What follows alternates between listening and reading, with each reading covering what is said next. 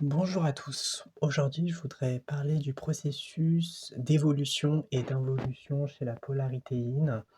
Je sais que cette vidéo pourra faire parler beaucoup d'entre vous et vous pourrez certainement vous reconnaître dans ces descriptions, mais je tenais à dire que c'est avant tout une expérience personnelle.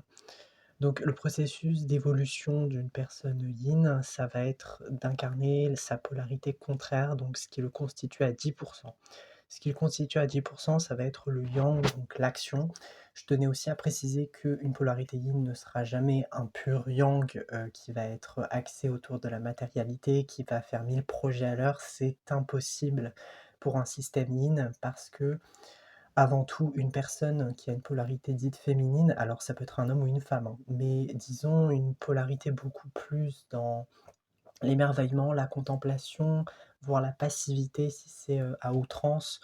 Si la en tout cas cette personne n'a pas suffisamment travaillé, sur elle-même pour, effectuer un minimum d'actions nécessaires, donc déjà c'est mon cas, ne soyez pas du tout, culpabilisant vis-à-vis de vous-même parce que bon nombre d'entre nous sommes comme ça et ceux qui, se disent polarité yin, mais qui ont, disons, un rôle social beaucoup plus supérieur parce qu'ils ont fait des études et cetera, ils se sont épanouis et ils se sont «lancés» entre guillemets dans le grand bain. Ce sont des personnes, qui malheureusement ou heureusement, parce qu'il y a aussi des, qualités et des inconvénients, mais les qualités premières, ça va être l'adaptation, voire la super adaptation.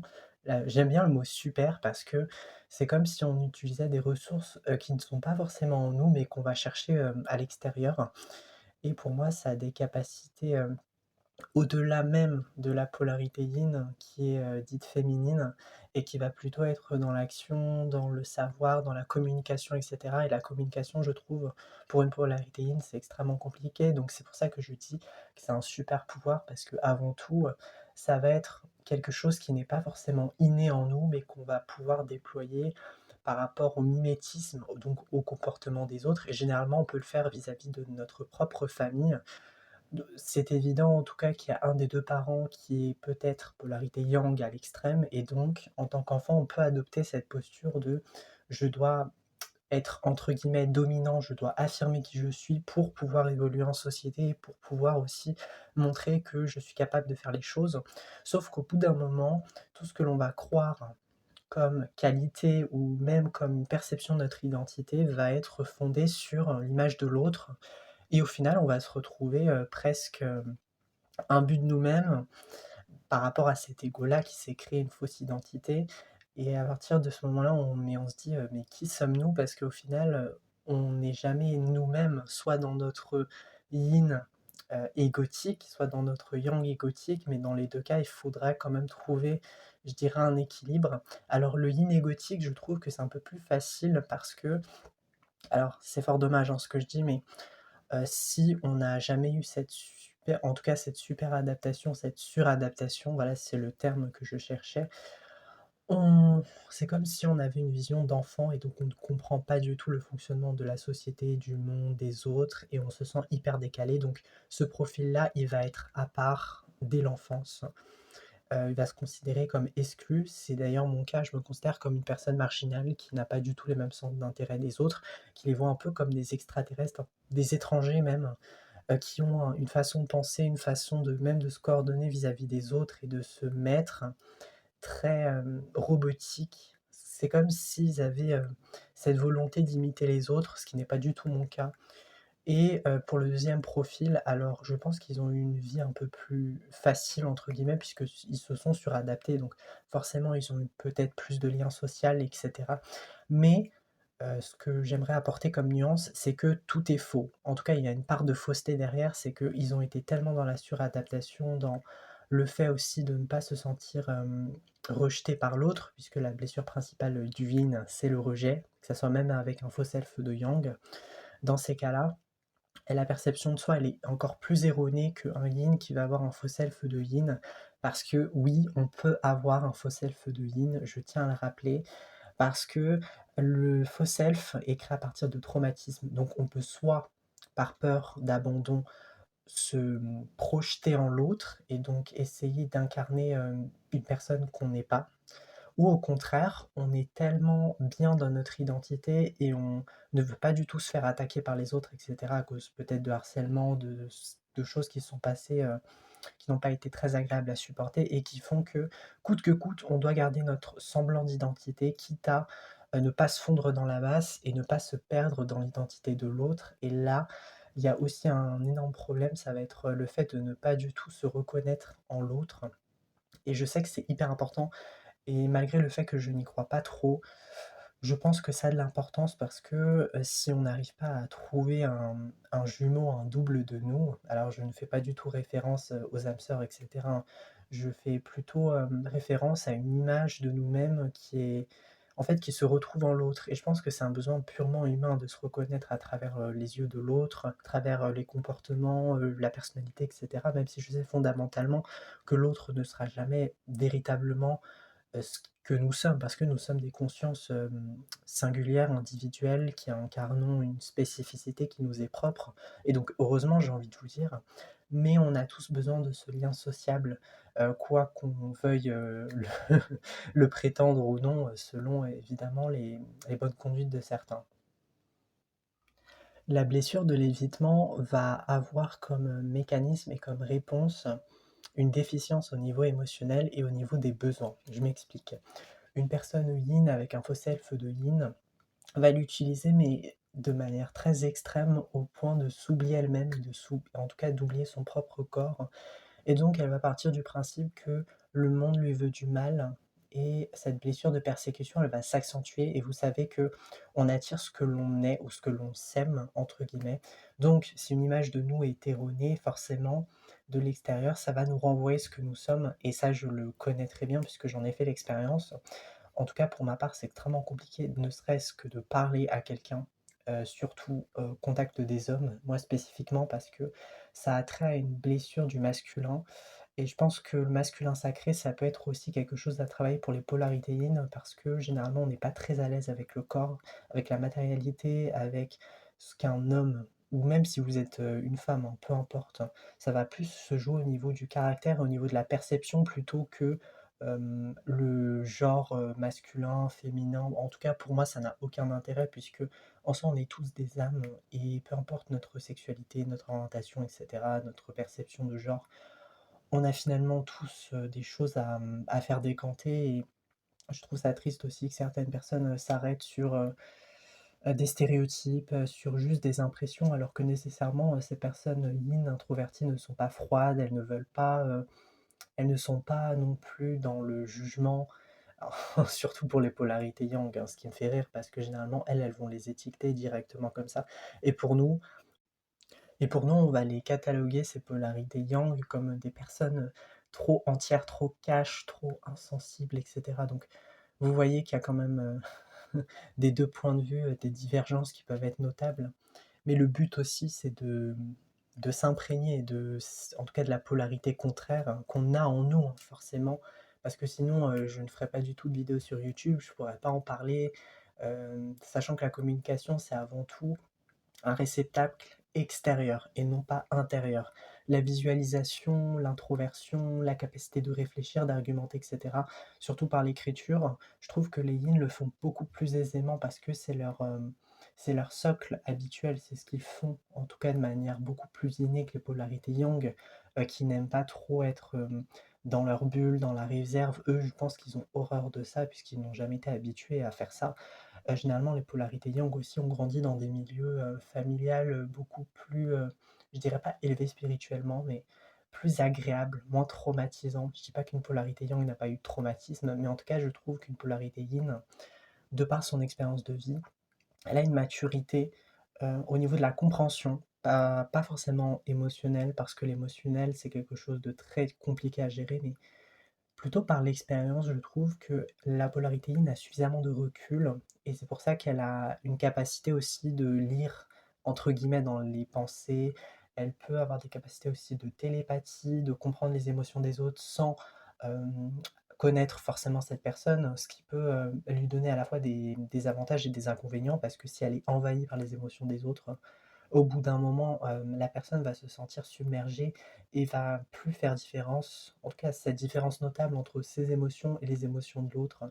Donc ça aussi, ça peut lui porter énormément préjudice et pour, ne serait-ce que travailler, avoir des opportunités, là aussi, il y a beaucoup de problématiques liées à ça parce que la personne va partir du principe qu'elle n'est pas suffisamment apte à avoir des capacités, que les autres sont beaucoup plus expérimentés et cetera. Ce qui est peut-être vrai, mais la différence entre un yang expérimenté et un yin qui n'est pas du tout expérimenté, au bout en tout cas du point de vue de la société, je suis désolé de le dire, on fonctionne beaucoup, par rapport à la matérialité, par rapport aussi à la surperformance, plus que, à l'individualité, la singularité, la créativité et cetera. Enfin, toutes ces notions-là, elles sont un peu plus oubliées, je trouve, dans notre monde actuel et ça va être valorisé avant tout par une polarité yang.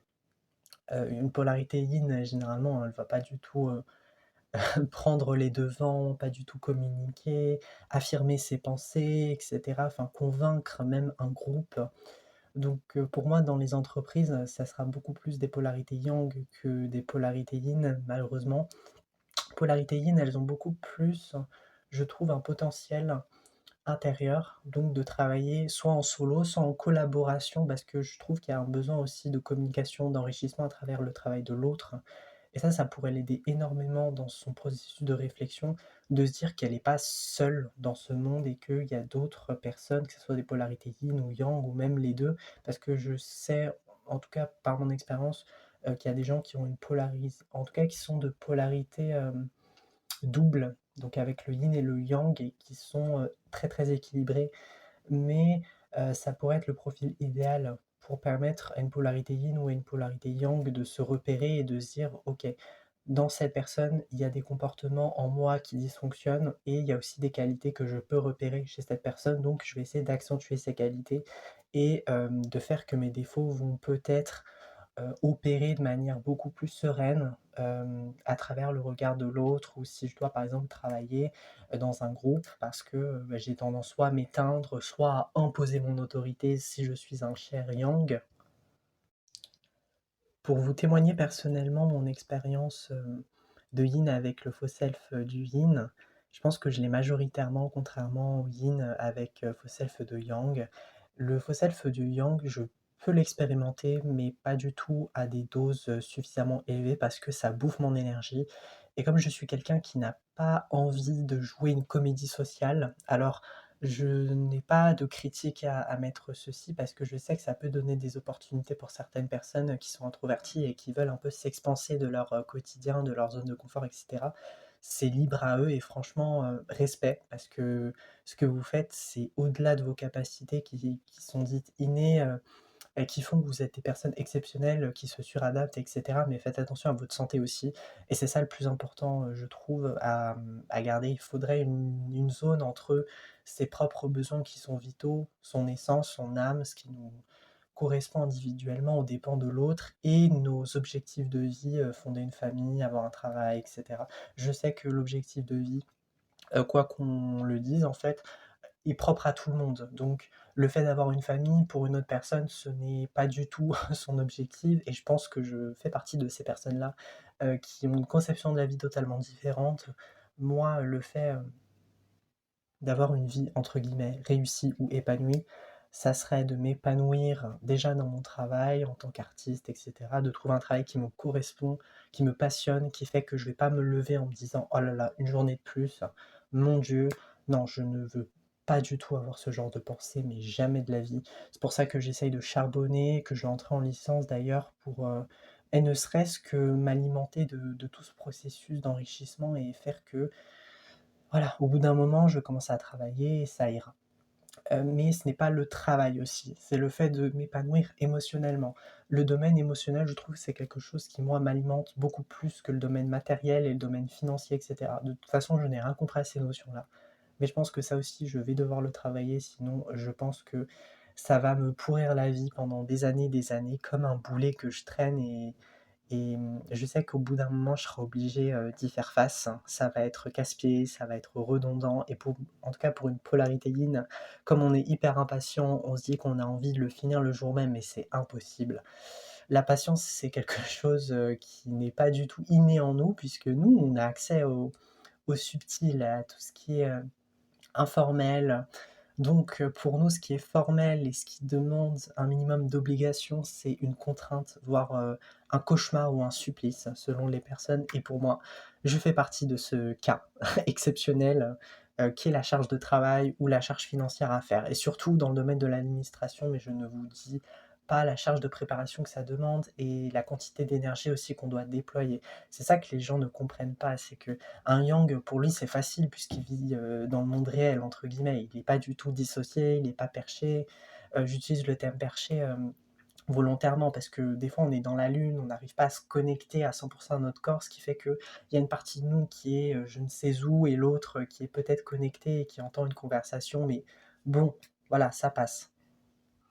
Par rapport à mon faux self de yin, en tant que polarité yin, je le vis très difficilement, mais en même temps, je sens que ça devient ma zone de confort. Je vais l'expliquer pourquoi. Parce que je suis une personne qui aime beaucoup, mais beaucoup mon indépendance. Mais à contrario, j'ai peur aussi de finir seule. Et c'est ça qui est à double tranchant, c'est que ma polarité, entre guillemets, yang, en tout cas ma partie beaucoup plus extravertie, si je puis l'appeler comme ça, malgré le fait que je me considère beaucoup plus comme une personne casanière et très réservée, même timide, qui a peur en tout cas d'être proche de l'autre, de quelqu'un avec qui, par exemple, je pourrais construire ma vie et cetera. Mais, je pense que dans cette période de vie, que je vis actuellement, ça va être très, très compliqué, d'y faire face ou ne serait-ce que d'essayer d'entrer en résonance avec quelqu'un parce que extrêmement compliqué dans le domaine émotionnel, comme je vous l'ai dit.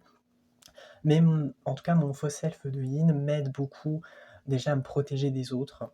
Je vous dis aussi que, le fait que j'ai, très peu d'expression faciale, ça, peut-être d'un point de vue extérieur, ça leur dit que je suis pas du tout ouvert et donc je suis pas une personne avec qui on doit discuter et cetera. Je le fais volontairement. Il y en a qui le font inconsciemment, mais moi j'ai appris à faire ce stratagème, pour ne pas qu'on m'emmerde. Excusez-moi parce que pendant l'enfance, j'ai été pas mal harcelé et cetera. J'ai eu beaucoup de brimades, d'élèves, qui ne respectaient pas du tout la différence et qui étaient vraiment des radars, hein, pour, tout ce qui était neurotypique. Donc moi, je faisais partie de ces personnes-là, très invisibles, qui ne comprenaient pas du tout pourquoi on allait à l'école et cetera.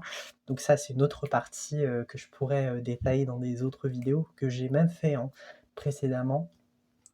Et donc, cette part de vulnérabilité, cette sensibilité que j'ai toujours d'ailleurs, je l'ai réfrénée et je l'ai tellement mais ensevelie en moi que extérieurement ça ne se voit pas, mais intérieurement, mais je vous dis le chaos émotionnel que ça me procure, dès qu'on me fait une remarque, dès qu'on m'insulte, parce que ça m'est arrivé dans la rue, hein, qu'on m'insulte de PD, voilà.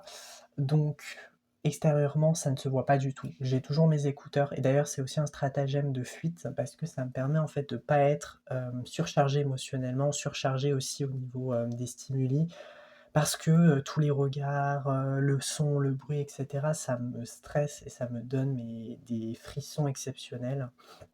Et comme je n'ai pas été suffisamment habitué à être en présence des autres, à sociabiliser et cetera, je suis comme devenu une personne, qui n'aime pas du tout être, dans cette comédie sociale et qui ne veut pas du tout jouer le jeu de la vie, qui est, de sociabiliser, de faire comme si on était tous heureux et cetera. Mais il y a toujours cette part d'hypocrisie qui me retient et qui me dit: «Mais non, en fait, je vais pas faire tout ça, je vais pas faire cette mascarade pour rien». Mais je sais que la revers de la médaille, ça va être le fait que je vais finir seul, si je pense comme ça, parce que j'ai des standards qui sont trop élevés. Je n'entre pas du tout dans la communication, limite, j'évite tout ça parce que ça me trigger énormément sur, des périodes de ma vie qui ont été pas en tout cas qui n'ont pas été très, concluantes et très, faciles à vivre. Et donc j'ai instauré tous ces mécanismes de fuite, déjà à travers les lunettes de soleil, le masque pendant, la Covid-19, j'ai exprès en tout cas j'ai fait exprès de le porter pour qu'on ne voit pas mon visage parce que j'avais peur qu'on me juge par rapport à mon visage. Mais tout ça, ça a été un cap, ça a été passé, heureusement. Mais je sais que comme le faux self, du yin il est imperméable et il évolue et vous savez que je n'ai pas un faux self, mais on a plusieurs faux self et c'est comme une boule multifacette, hein, donc c'est à l'infini et lorsque cette, phase du Covid-19 a été passée, mais voilà, vous savez ce que je pense par rapport à la coco. Après, j'ai adopté d'autres mécanismes, je les ai remplacés peut-être d'une manière beaucoup plus subtile et il y a longtemps que je me suis dit: «Ah oui, j'ai quand même évolué sur certaines choses», mais au final non, parce que ça se reflète sur ma façon de m'habiller. Je fais hyper attention à moi, je m'hyper focus beaucoup par rapport à ma coupe de cheveux, il faut pas que ça dépasse d'un millimètre. Moi, j'aime bien avoir, les cheveux longs, au niveau, du front et je veux pas du tout les cheveux, qui sont courts parce que ça me complexe énormément donc tout ça va faire que je vais adopter des postures pour pas être jugé, pour pas être rejeté, mais en même temps, je recherche le fait d'être rejeté et c'est ça qui est paradoxal, c'est que j'ai envie d'avoir quelqu'un, j'ai envie de partager et cetera, mais en même temps, il y a une peur irréversible et viscérale qui me strie presque la poitrine et qui fait que c'est impossible d'entrer en communication parce que je vais me sentir hyper mal à l'aise et je vais bloquer, donc ça sert à rien. Mais je pense que la meilleure des choses, c'est de faire une thérapie pour les yin qui ont un faux self avant tout de yin, parce que ce n'est pas normal d'être yin à l'extrême. Un yin, je dirais stabilisé pour moi, c'est un yin qui garde quand même son tempérament réservé, pas timide, hein, parce que pour moi la timidité, c'est de l'anxiété. En tout cas, une anxiété qui est beaucoup plus atténuée que l'anxiété sociale ou la phobie scolaire, etc. Une polarité yin sans faux self de yin ou sans faux self de yang va être capable d'interagir avec l'autre, même si ça va lui demander peut-être un effort de sa part et peut-être aussi que la personne va devoir se recharger par la suite parce que elle aura besoin d'adaptation, un temps aussi pour elle, pour se ressourcer, etc. Donc pas être suffisamment en contact. C'est ce qui d'ailleurs m'est arrivé aujourd'hui.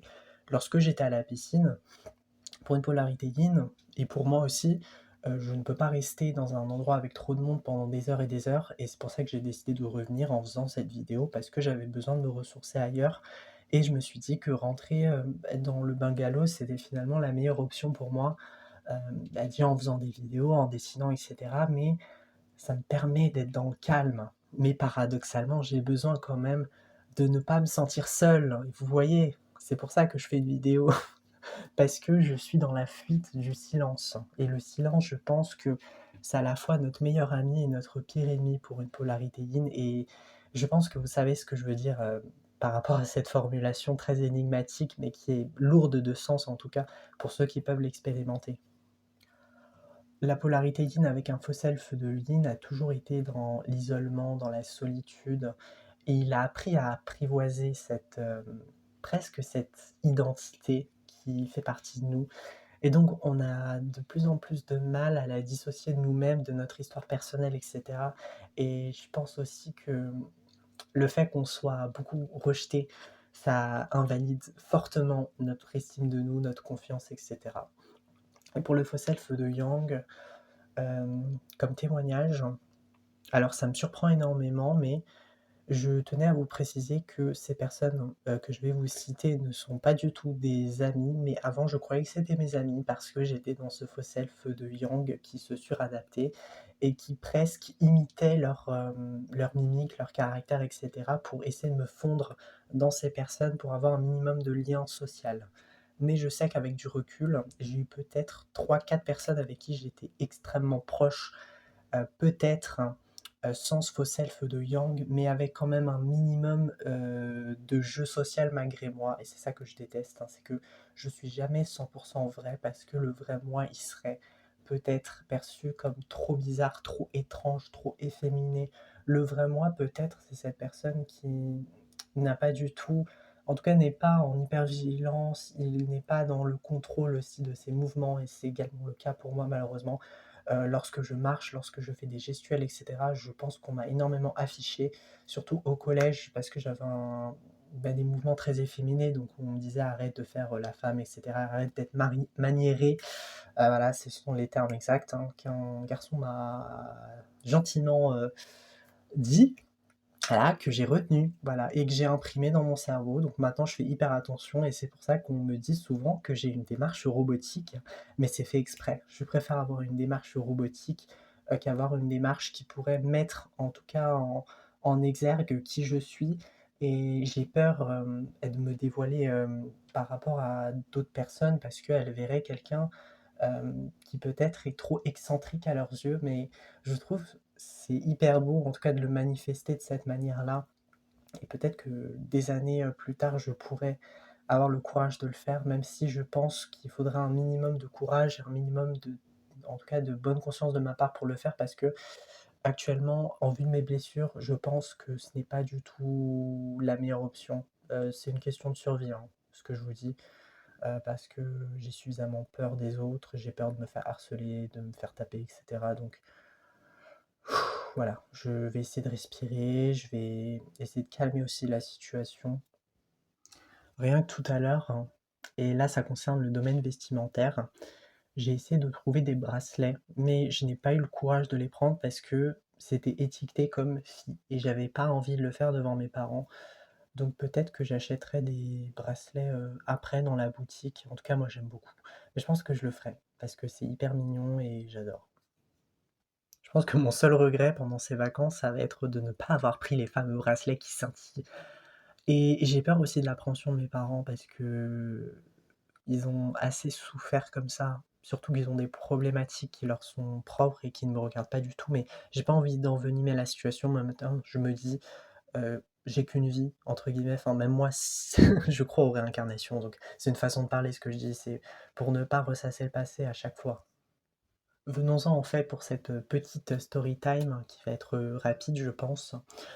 Au lycée, je me suis fait, pas mal d'amis, que ce soit en seconde, première, terminale, mais les caractéristiques ou en tout cas les similitudes que je peux faire, c'est que, ces groupes d'amis n'ont jamais été dans la durée implantés. Il y a eu des événements qui ont fait qu'on s'est séparés malencontreusement, donc soit ça a été des déménagements pour, par exemple, Brendan, qui a été un ami que j'ai fréquenté au collège, donc de la quatrième jusqu'en seconde, où il a décidé de déménager pour des circonstances qui le regardaient lui, par rapport à, des problèmes, de sa mère qui avait une maladie, un cancer et cetera, donc je pense qu'elle va bien.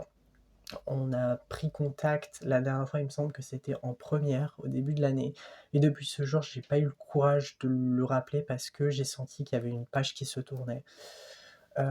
Alors Brendan, c'est quelqu'un de très extraverti, très sensible, il est parfois très cash aussi.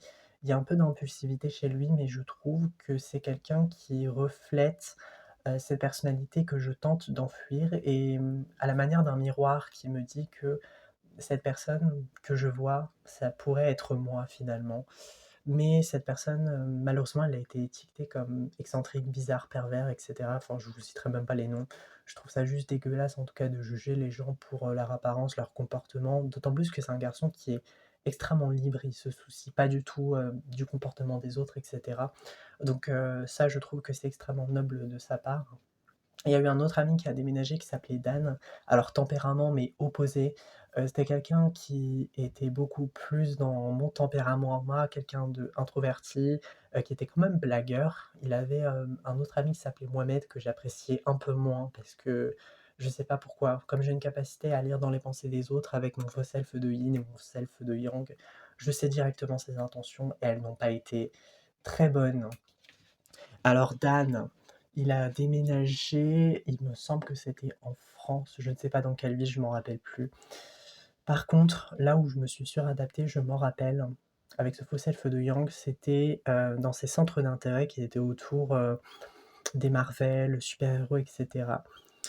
Je sais que c'est pas très, louable de ma part, mais j'ai fait semblant de m'y intéresser, par message et au bout d'un moment, il a commencé à m'envoyer mais des tonnes et des tonnes de messages de ça donc je me suis dit: «Bon, je vais arrêter, la connerie, le massacre, je vais lui dire, que j'aime pas. Sauf que je n'ai jamais eu le courage de le faire et donc au bout d'un moment, ça s'est arrêté après son déménagement.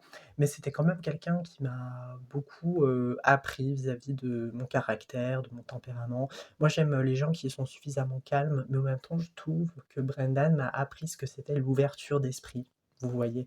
Donc ces 2-là, même s'ils sont radicalement opposés, finalement, ils ont quand même cette reliance par rapport à la singularité, puisque ce sont des personnes, qui ne sont pas du tout, dans un groupe d'amis très nombreux. Ils ont quelques amis tout au plus, comme moi. Il y a eu aussi Steve, Émile. Alors Émile, on n'est pas proches, c'est juste qu'il a côtoyé Brendan et Steve. Steve aussi, c'était quelqu'un d'intéressant. Je doute aussi que toutes ces personnes avec qui j'ai eu un minimum de lien social, ce sont des personnes avec des neurodivergences, donc des spécificités qui font que je me suis senti un minimum à l'aise avec eux. Vous voyez, en tout cas, si ça aurait été des personnes neurotypiques, je ne pense absolument pas que je pourrais les fréquenter parce que j'ai peut-être un faux self de Yang, et je peux peut-être me suradapter. Il y a des personnes en tout cas avec qui ça passe ou ça casse. Après, il y avait Nola. Alors Nola, ça ne m'a pas demandé beaucoup d'efforts, au contraire. Je trouve que les conversations étaient hyper fluides. Personne, je pense, la plus introvertie que j'ai vue de ma vie, mais encore plus introvertie que moi. Sauf que ce que j'ai remarqué chez elle et ce qui m'a beaucoup plu, c'est qu'elle n'a aucun masque. Mais quand je vous dis aucun, c'est aucun. Une des rares personnes, hein. Parce qu'elle est entière, elle est franche, elle est certes timide, je pense qu'elle a beaucoup d'anxiété en elle. C'est une personne qui s'habille tout en noir, donc je ne veux pas porter de jugement autour des stéréotypes, mais la couleur noire, je trouve qu'elle va extrêmement bien avec sa personnalité. C'est aussi une personne solaire, paradoxalement, mais ça se voit très peu. C'est assez subtil parce que sa manière de parler, ses yeux, toute son intonation très tournée autour de la spiritualité, de ces choses. Alors c'est quelqu'un qui est athée, donc qui ne croit pas du tout en Dieu, en la religion, etc. Mais pour autant, je trouve que ses dessins, que ses écrits qu'elle m'avait montrés lorsqu'on était au lycée, donc on s'est connus en première, non même en seconde, mais c'est véritablement en première qu'on a commencé à parler. Et en terminale aussi, même si on n'était pas dans la même classe, donc on n'a pas eu l'opportunité d'approfondir le lien. Après, Maëlle ou Lina, alors Lina avait décidé de s'appeler Maëlle, donc elle aussi, je l'ai connue en seconde, première. Je l'ai aussi vue en terminale, et je trouve que l'élément le plus frappant qui m'a marqué chez elle, c'est le fait qu'elle a appuyé vraiment sur une blessure de rejet. Je m'explique. Je me rappelle que j'y étais une fois parce qu'elle avait décidé de changer de filière, donc elle était passée de première générale à première STMG par souci d'intégration avec les autres et le fait aussi qu'elle avait des pathologies qui faisaient que c'était hyper handicapant pour elle d'être dans une classe avec beaucoup de monde, etc. Mais je me doute aussi qu'elle avait peut-être des traits autistiques et aussi une autre pathologie que je pourrais soupçonner vu son instabilité, en tout cas son instabilité émotionnelle et en tout cas sa perte de repères identitaires. Donc c'est pour ça qu'elle a décidé de se rebaptiser Maëlle. Au début, elle s'appelait Lina, mais j'ai appris par la suite qu'elle a décidé de garder le prénom Lina et qu'elle s'était convertie à l'islam, etc. Donc ça, c'est une autre question par rapport aussi à la religion que je pourrais m'intéresser, mais c'est une personne qui est dans la oui, super adaptation et ça fait que en tout cas, j'ai senti chez elle que ce n'était pas du tout la même personne que j'avais côtoyée et qui était presque devenue hyper distante. Et lorsque je me suis approché d'elle pour prendre de ses nouvelles, elle était avec d'autres élèves que je ne connais absolument pas, qui étaient en STMG. Et elle a fait semblant de ne pas me voir. Donc déjà, ça m'a impacté, ça m'a surpris, mais en même temps, j'ai eu l'impression que ce n'était pas foncièrement moi qui me suis approché d'elle, mais plutôt mon âme. J'ai été piloté par la source. Et je pose ce terme parce qu'en temps normal, s'il y a quelqu'un qui prend ses distances avec moi, comme j'ai une blessure aussi de rejet, je ne vais pas du tout approcher cette personne et je vais la considérer comme quelqu'un qui ne fait plus partie de mon cercle d'amis ou même de mon histoire. Donc c'est ciao. Mais je me suis quand même avancé peut-être pour prendre de ses nouvelles par curiosité, je ne sais pas du tout. Mais je sens que ce n'est pas été foncièrement moi, mais que ça a été plutôt mon essence, quelque chose qui ne dépendait pas du tout de mon ego, parce que forcément on a tous un ego, et quand quelqu'un essaye de nous rejeter la conduite qu'on va en tout cas aborder de manière beaucoup plus sereine, ça va être la fuite et ça va être le fait de mettre ses distances. Mais pour moi, ça n'était pas du tout le cas. Au contraire, j'ai voulu m'approcher. Et ça me titille un peu parce que en temps normal, je ne ferais absolument pas du tout ça. Autres personnes, il y a eu Clément, Sonia, Océane. Toutes ces personnes que je vous énumère, en tout cas, ça a été plutôt des personnes avec qui je parlais, mais sans forcément d'affinité particulière. Mais je conçois aussi qu'on a passé beaucoup de moments formidables, etc. Ça m'a permis un peu de m'échapper de mon quotidien. Donc ces personnes, tierces que je vais appeler, alors je ne catalogue surtout pas ces personnes comme, des gens qui n'ont pas d'âme et cetera, comme des PNJ et cetera. Pas du tout. Au contraire, je dis que ce sont des personnes peut-être qui ont un alignement qui ne correspond pas avec ma manière d'être. Clément, je sais pas pourquoi j'ai senti un lien qui pourrait être, beaucoup plus subtil que d'autres personnes, mais pour autant j'ai pas suffisamment approfondi parce que je sentais qu'il avait quand même une carapace en lui et que moi aussi donc 2 introvertis, dans la même pièce, il n'y aura jamais de changement, autant mettre les termes. Toutes ces personnes que j'ai énumérées, ce ne sont pas du tout mes amis, ce sont des personnes avec qui j'ai fait connaissance, avec qui j'ai cru avoir un lien, mais en fait qui était totalement illusoire et créé par le faux self, hein. Ce qui me donnait un sentiment d'appartenance à une communauté, à un groupe d'amis, alors que cette appartenance, elle a été créée pour moi et elle n'a pas été du tout partagée par les autres. Les seuls amis, voire meilleurs amis, que je peux, vous dire avec toute honnêteté et qui dépassent même les barrières du faux self, ça a été Wissem. On a eu, en tout cas, on est devenus amis pendant 3 4 ans. Après, on a coupé, les ponts. Il y a eu Bruna aussi, qui s'est finie de la même manière et le point commun avec ces 2 ruptures-là, ça a été, la blessure du rejet. Pour la première, elle a coupé les ponts avec moi, donc c'est elle qui m'a rejeté et pour le second, c'est moi qui ai rejeté Bruna. Donc je trouve qu'il y a quand même des similitudes, mais les croyances limitantes, je trouve, elles se sont beaucoup plus, agrandies, ce qui fait que maintenant, si je dois sociabiliser avec quelqu'un, je vais pas du tout le faire en profondeur, je vais le faire en surface parce que ça risquerait d'envenimer ma blessure.